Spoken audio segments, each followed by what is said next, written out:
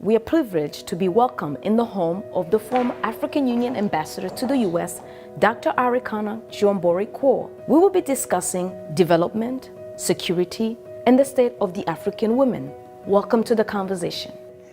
IMF, World Bank, all other institutions, they make African countries jump through hoops. Loans will never be able to pay. The US, when they borrow money, they're getting it in 1.5, 1.9 interest rate. Africans, when they get the same amount of money, they're paying 9, 10%.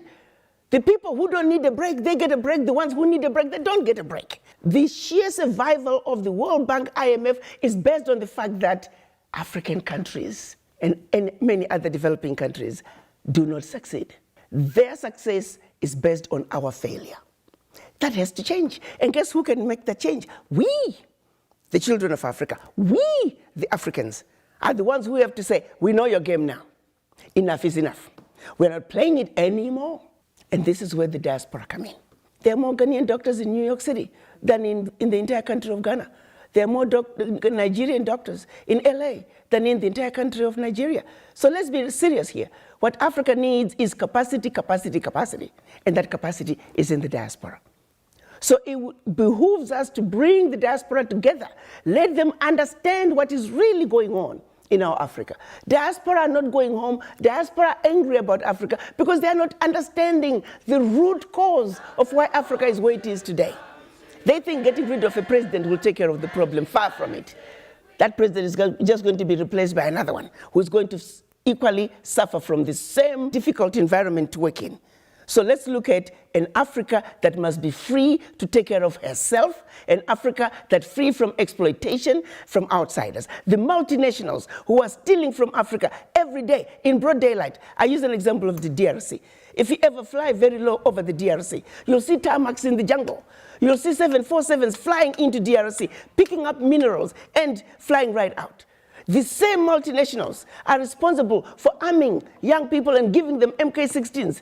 Because why? Their satellites in the skies are telling them where that village is. There are lots of diamonds. So what do? Arm young people, drag them up, and send them to go chop off a few heads. The rest of the village runs away, so they come behind and do their illegal mining. We black people must understand what is really going on. Because what we are shown instead is, oh, look at those Africans killing each other. There are some serious games that have been played in Africa for far too long. And once we understand that, we can strategize as to how we can begin to bring the difference and bring the change that Africa needs. And that change can only come if the African diaspora are united. And the Wakanda villages, as I call them, it is our organized way of saying, starting with one African diaspora center of excellence, it will be a new city, a developmental hub that we can then take from there.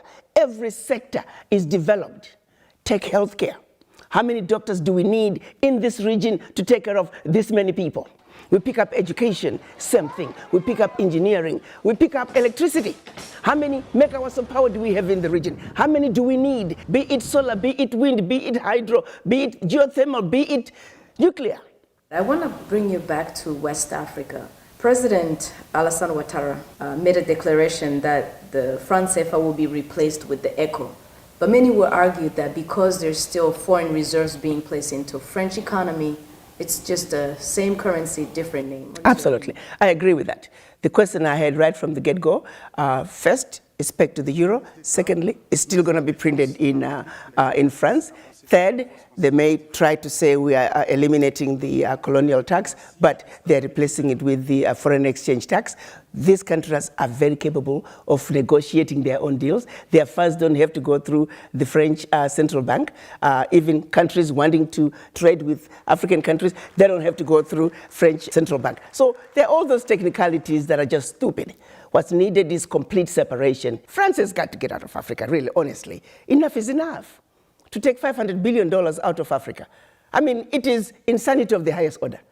In countries that are supposedly poor, and making those countries fund French education, French healthcare system, create jobs for French youth while we are struggling in our country. It's no longer sustainable. President Macron needs to wake up and smell the coffee. And the African youth are the ones he's going to have to deal with. The African youth are not taking it anymore. They want what belongs to them. Financial institutions, them too.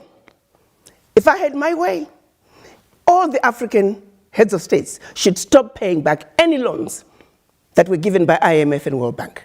Those loans have been paid gazillion times over. Many people in the diaspora are wondering, yes, you're no longer the ambassador to the US, but they would like for you to take up the position of the African Union Commission.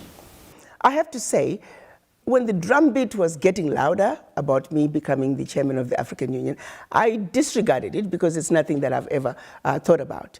But increasingly, as we are looking at the implementation of the African Continental Free Trade Area, you have to understand the role of the African Union Commission is to be the implementer of the decisions that are agreed upon by the African heads of states.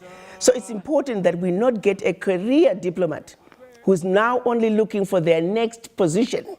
We need somebody who can think outside the box. We need a business-minded person because people are dying, my dear young child. We've got to realize that children are dying every day.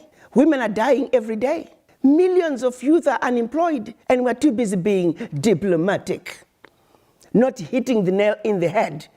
If we don't get an African Union chair who realizes that you're under the table and they're making you fight with your brothers and sisters as to who got the larger chunk of the crumbs under the table. That way, you never have to talk about what's on the table. That is a blind chair.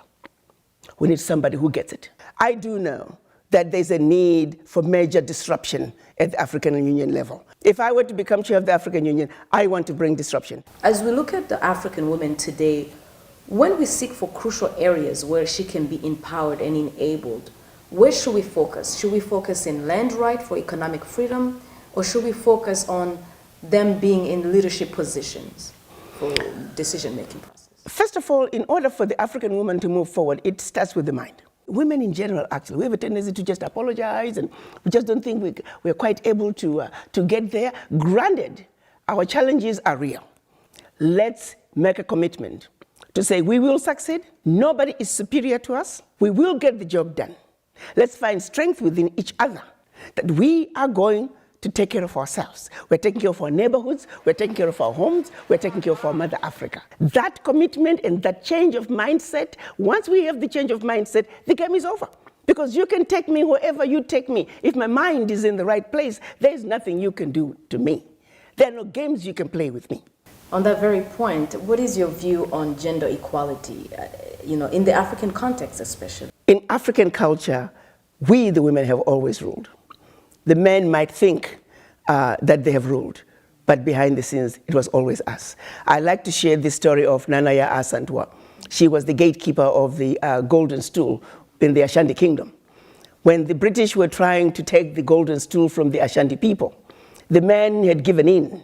They were ready to give up the golden stool in exchange for the king who was in exile in Mauritius. But you got to understand that the golden stool is where the spirit of the Ashanti people is housed.